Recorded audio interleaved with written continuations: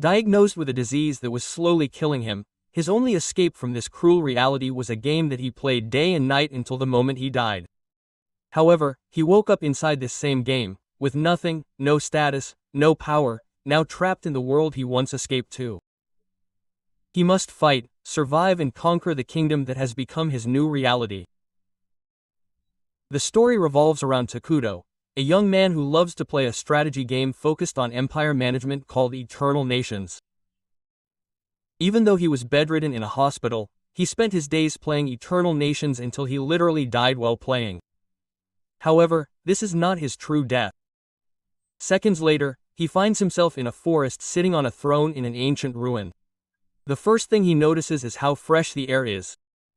A woman approaches him, asking if he has finally woken up. Upon revealing her face, Takuto immediately recognizes her as Atu, an elven character from the game Eternal Nations. Atu refers to Takuto as Your Majesty, which leaves him completely confused, not understanding what is happening. Since Takuto is an anime veteran, he quickly realizes that he has somehow been transported into the world of Eternal Nations.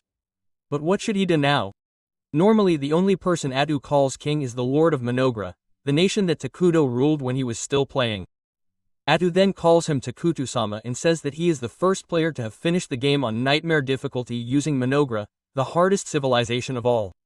According to her, Takuto is in the leaderboard, which gives him the status of a legendary player.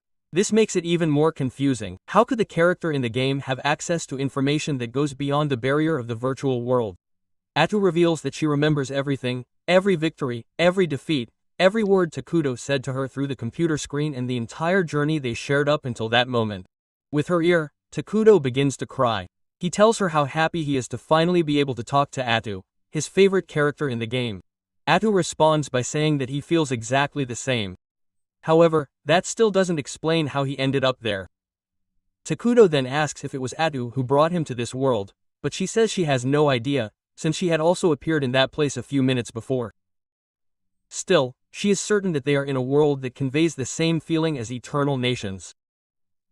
Regardless of where they are, O is happy to finally have met her true king again. Holding his hands, she encourages him to restart the journey from the beginning with her. Atu expresses his desire to build a new empire with Takuto, a place where only the two of them would live, and Takuto, who no longer has any other purpose in life, accepts her goal. When he extends his hand for a symbolic shake, Atu steps into the role of NPC and introduces herself as Sludatu, an illegitimate daughter of a ruined world, swearing that from that moment on her mind, soul, and body belong to Takuto. Atu is originally a character of evil nature and this overly dramatic introduction leaves both of them a little embarrassed. But Tudu plays along and, getting into the role, declares that together with his faithful companion Atu, he will establish the most evil empire of all time, Mynoghra. Takuto then asks if Atu remembers the first action that the Mynoghra Empire should take and she promptly replies that they must isolate themselves from the world like true recluses to avoid being detected by any outsiders. To this end, Takuto summons an emergency production scout, a long-legged insect. Since Mynoghra is a civilization that rules over evil and ruin, all of its creatures are visually repulsive and the scout is no exception. Regardless, Takuto orders the scout to check the surroundings and Atu stresses that he must not disappoint the king. The scout readily complies and sets off on his mission. Takuto then realizes that he can see everything the scout sees, which makes him and Atu realize that this world works exactly as it does in the game. He takes the opportunity to explain how he summoned the scout. His total magic power is currently 200, and summoning the scout cost 100 magic points. He wonders how he should use the remaining points. A base can be built with 20 points, but he also considers summoning a warrior for protection. Unfortunately, this costs much more than his current magic power allows. In the game, the scout is a heroic unit, powerful in combat, but since they are just starting out, its power level is only 3. Anyway, they move on, and thanks to the scout's reconnaissance, Takuto is able to get a good idea of what is around, basically an endless forest of trees. This makes it the perfect place to establish Mynoghra's base. However, Takuto finds it strange that there are no wild animals or food sources nearby. Since it would be too risky for them to move, Takuto decides to have the scout widen the patrol radius even further. Atu, feeling useless for not contributing, becomes sad, but Takuto reassures him, saying that just having them by his side is enough for him. Touched by the compliment, Tu becomes so emotional that she falls in love with him at that moment. Meanwhile, the scout locates a camp where several dark elves are taking refuge. Takuto finds himself in doubt about what to do. If he happens to enter their territory, it could cause a big problem. So, the best decision would be to stay hidden for now. Says that if something goes wrong, the two of them can always run away together. This motivates Takuto again, and he decides to observe the dark elves from a distance to understand what they are doing there. But suddenly 3 dark elves appear before them, taking them both by surprise. Takuto is shocked to realize that the same elves he intended to run away from are now face to face with him. Both he and Atu wonder how this encounter will end. But in moments like this, the best thing to do is to remain calm, and that is exactly what they do. Meanwhile, the dark elves have no intention of killing anyone. They were driven out of the city where they lived, and in order to survive, they led all their people into the forest in search of safety. After a long journey, they managed to find shelter in a cursed land. However, there is no food, which means that all the children who accompany them may die. The captain of the Dark Elves, Guy, wanders through the cursed forest with his soldiers, worried that all this journey has been in vain. The land is cursed and it is impossible to find food there. Some soldiers complain that they would have preferred to die in the city rather than end up dying in this inhospitable place.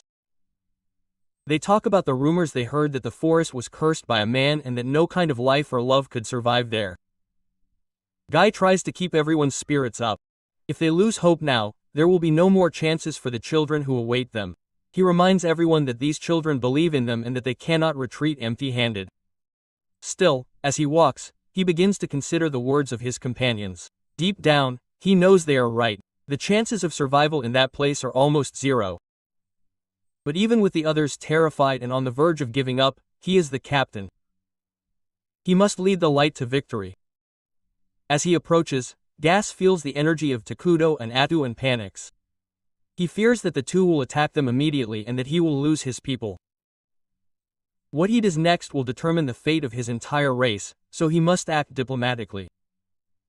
Upon arriving, he sees Takuto, who looks like a dark spirit, and Atu, who looks normal. Guay immediately kneels, followed by his soldiers. He admits that they invaded that territory and that they should not be there.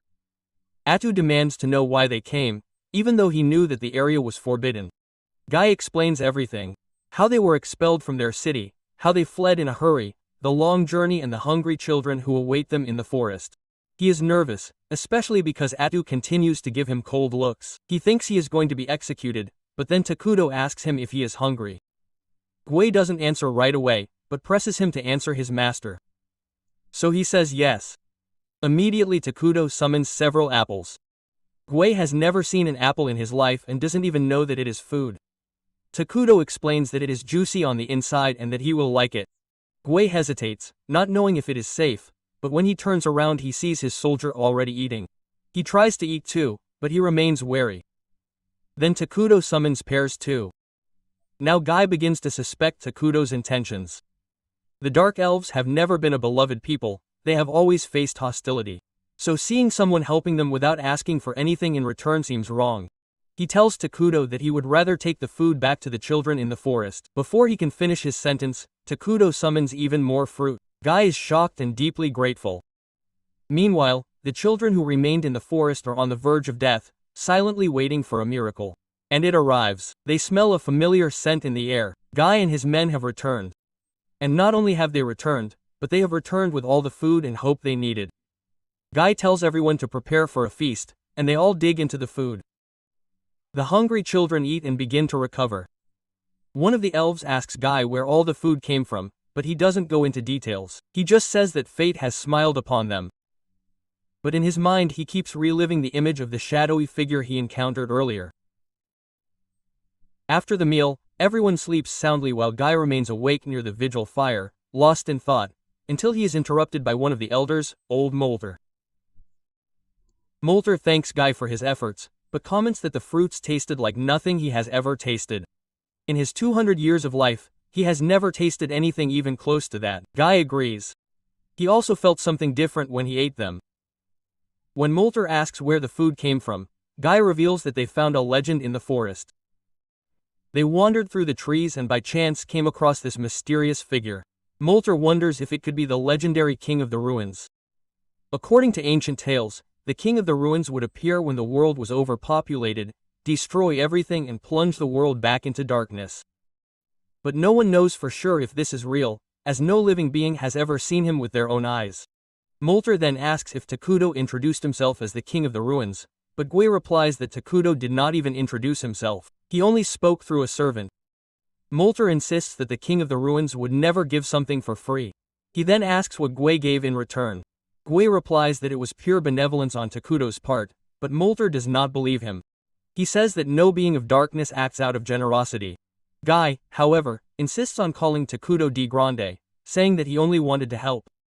Molter counters, saying that this title does not befit a creature like the King of the Ruins, but Gui stands firm. He helped them and therefore deserves this recognition. Guy then wonders if it would have been better for them all to die instead of accepting that help. Molter eventually gives in.